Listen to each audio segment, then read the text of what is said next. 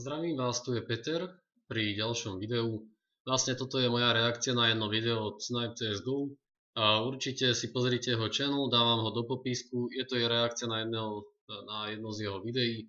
Vlastne urobil video o tom, ako 64 tiky slabo performujú. Vlastne najprv si ukážeme video spolu a potom vám vysvetlím, o čo ide, že prečo je to len polovica pravdy, že za toto môže 64 tik.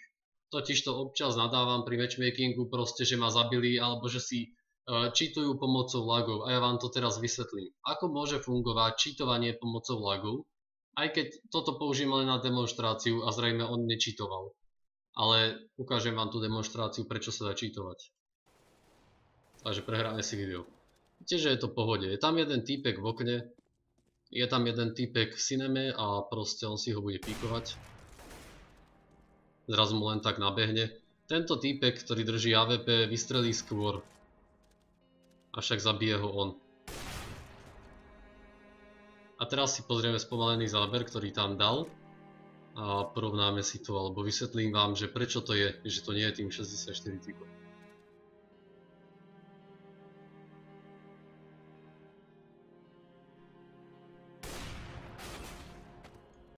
No, toto už stačí. Jednoducho videli sme, že ten týpek vystrelil prv, avšak henten tak nezomrel. Takže si rozdelíme si tie dva parametre. Vlastne máme odozvu hráča a máme tick rate servera. Máme FPS hráča a pokiaľ sú väčšie ako tick rate servera, tak by nemal byť problém viac menej, ak sa aj odozvy pravidelne sedia, čo sme si vysvetlili v minulom videu o FPS-kách. No, každopádne vidíme, že ten hráč je celkom plynulo. Je to 64 tick a tam nie je nejaký problém s tou plynulosťou. Samozrejme, nehovorím, že to je najlepší štandard, ale 128 tick je troška náš štandard na toto, netreba tu zase. Ale väčšiu rolu tam určite hrá odozva v tomto prípade.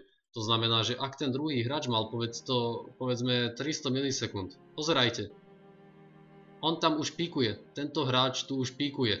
To znamená, že tento hráč, keď tam vyletí a má 300 milisekúnd ping, tento hráč tu sedí stabilne na mieste a on mu tam naletí, on tam už bol celú dobu a tento hráč, ktorý tu pikuje za AWPčkom, ho vidí 300 milisekúnd neskôr. To znamená, že tento hráč ho zabil prv, na jeho počítači ho zabil prv, odoslal pakety na server, že on ho zabil, ale keďže on má spomalený internet, ono taktiež aj pakety o jeho pozícii prišli neskôr na server. Jednoducho, bohužiaľ VAC ide v prospech zasekaných hráčov a ja som preto som za to, aby sme reportovali vlastne matchmakingu, aj keď sa vám to možno zdá nespravodlivé. Jednoducho, pokiaľ niekto laguje a robí nejaké nadľudské somariny, že proste vybieha spoza rohov a dávam hlavu len tak ja to beriem automaticky ako cheating, pretože to môže byť podvrh. Môže to byť podvrh, proste naschvál nejaký cheat, ktorý vám bude proste kontrolovať to, ako často sa dosielajú pakety, bude vám naschvál robiť šum ako packet loss, prípadne vám bude oneskorovať. A bude to robiť naschvál len preto, aby ste mali takúto výhodu. Keď niekto stojí za rohom, vy si spravíte ten šum, že zrazu máte vysokú odozvu, vy mu vybehnete, vy ho zastrelíte a až potom pošlete tie pakety, on vás proste nemá šancu, ľudská reakcia môže byť tak, čo viem, 100-200 milisekúnd hráča, on má vtedy výhodu, on si proste urobí aj polsekundovú brzdu, nabehne vám a vy ho vidíte až neskoro. Takže to je také jednoduché vysvetlenie, pokiaľ by ste chceli o tom rozsiahlejšie videjko, kde si to ukážeme na nejakých časových osiach a tak podobne. Môžem to skúsiť neskôr spracovať, každopádne myslím, že to nie je potrebné, keďže myslím, že som to celkom dobre vystihol do tých 4 minút videa. Takže možno sa stretneme pri ďalšom videu, takže ahoj gopníci.